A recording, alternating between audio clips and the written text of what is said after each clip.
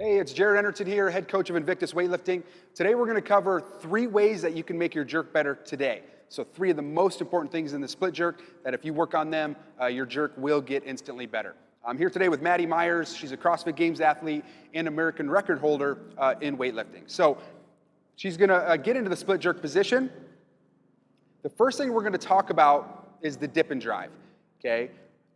Most of the time, or the biggest issues I see in the jerk lie right in the dip and drive. And that is, she's going to demo what I'm talking about, which is as she dips, her torso is going to come forward to a certain degree. Exactly, just like that. Where you see she's now hinged a little bit in the jerk position. Instead of being in an explosion position, she's hinging, which is then going to send that bar forward, and then your split's way harder as a result. So the first thing you can do to make your jerk better is to, when you dip, sit back in your heels and stay completely vertical. Okay, what's helped me a little bit is going into a little bit of a wider stance so you can sit back into the heels, because if you're a little bit too narrow, you're a lot more likely to go into the toes. Okay, so tip number 1, dip into your heels, focus on staying 100% vertical in your dip and drive. Okay, tip number 2, so go ahead and get into that next split jerk position.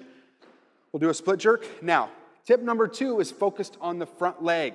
The next most common thing I see is, go ahead and demo, where that shin gets past vertical or the knee gets over the heel. When this happens, you can see the back leg is pushing forward and the front leg is just a brake trying to stop all the momentum from going forward. So then she's going to shift into a vertical position. Now she can actually support the weight and she's not having to chase it forward. Okay, so tip number 2, get your front shin at least vertical and then show when it's a little past vertical, right there.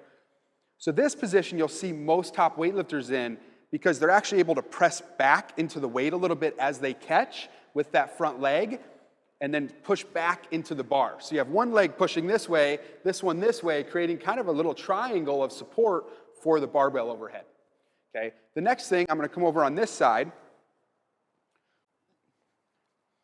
Good, now we're in that split jerk position again, is the most common thing I see is the back leg being straight.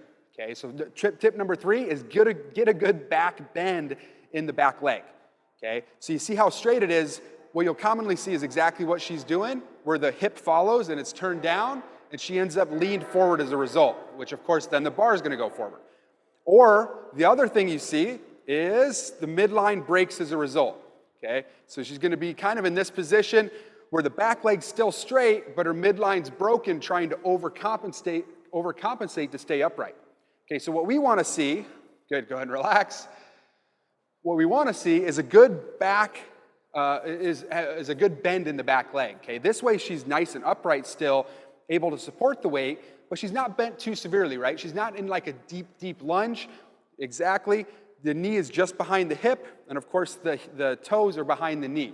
Okay, so this way the front shin's vertical, and you have a bend in the back leg so you can support the weight straight up and down. Everything's stacked nice together. That hip isn't turned down, and you're good to go. Good, go ahead and relax. Thank you. So the 3 tips, okay, number 1, staying completely vertical in that split jerk. Sit into the heels. Okay, that way the bar path is vertical, you're not chasing the bar forward. Number 2, getting your front shin at least vertical so you can press back into the bar rather than just stopping the momentum from going forward. And number 3, getting a good bend in the back leg. That way your hip is nice and neutral and everything's nice and aligned with your midline to be able to support a heavy weight overhead. All right, guys, so those are the 3 tips for improving your split jerk today. Hope that helps. Go on, practice, and hopefully you can at least use one of them for your lifting.